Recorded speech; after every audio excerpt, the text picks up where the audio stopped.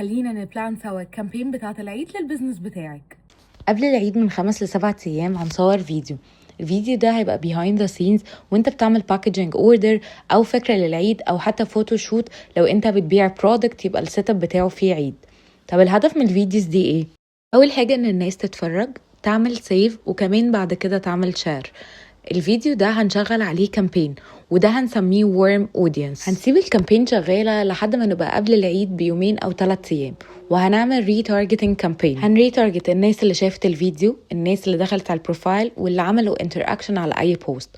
والمسج بتاعتنا إن أنت لو لسه ما جهزتش للعيد ده آخر وقت. طب ليه التريك دي أصلا سايعة؟ الناس بتاخد قرار الشراء في العيد أسرع من أي وقت تاني، وما بيشتروش غير البرودكت اللي شافوه قبل كده، مش أي إعلان بيظهر لهم وخلاص. أنت بالاستراتيجي دي زرعت الفكرة وبعد كده بعت.